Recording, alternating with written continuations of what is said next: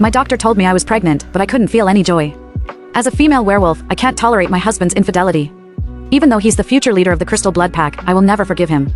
That day, I had just gotten back from the hospital when I found Adrian with his new lover, Linda, seated together on a couch in the living room. Linda was crying, and he was gently comforting her.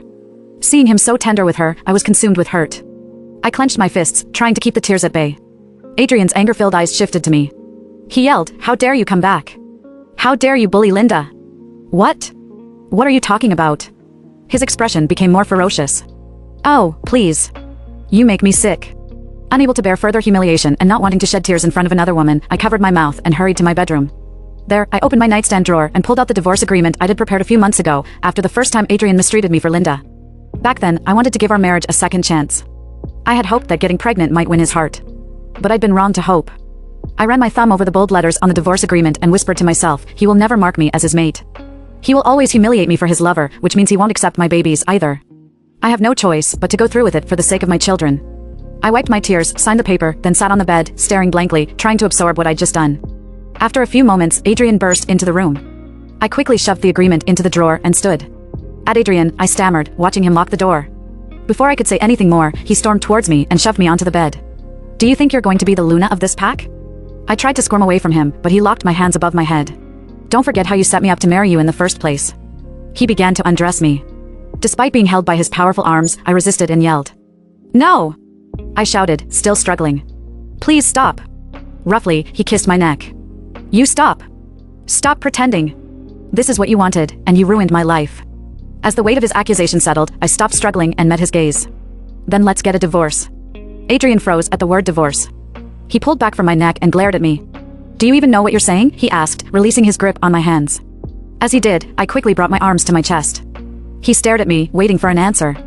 His question made me wonder if he was hurt by the suggestion, but the look in his eyes told me I was wrong. He was a mighty alpha in our pack, second only to his father. A divorce would bring his life back to the way he wanted it, without me in the picture.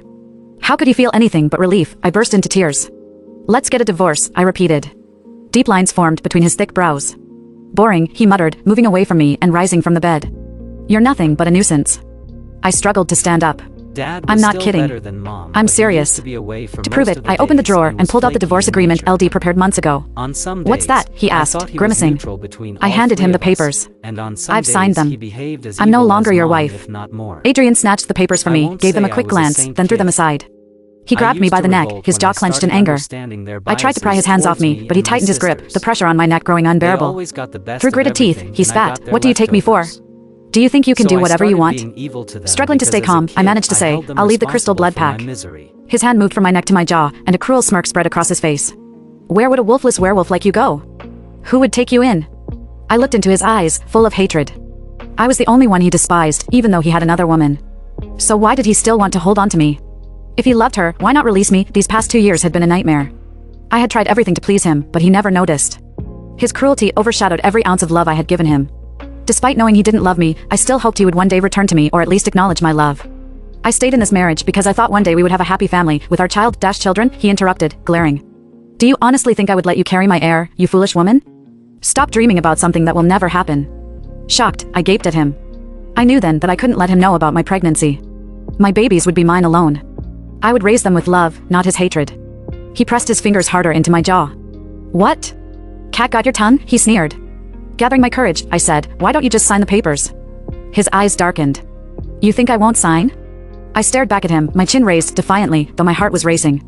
Deep down, I still wanted him to reconsider our marriage, to tell me he didn't want me to leave, that he wanted me and not her. I longed for him to say that he wanted our marriage to last forever.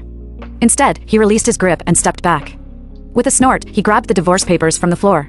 Taking a pen from the nightstand, he hastily scribbled his signature, as though he couldn't get rid of me fast enough.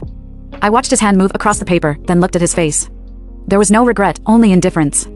Though I had drafted the papers myself, I never anticipated such a hollow feeling. Pain shot through my heart as though he had pierced it with needles. How could he feel nothing? Cutting me out of his life when I had always cared so deeply for him. After signing, he tossed the papers to the floor. He reached into his wallet, pulled out a bank card, and slammed it into my hand. "Here. Consider it payment for the services you've provided over the past 2 years."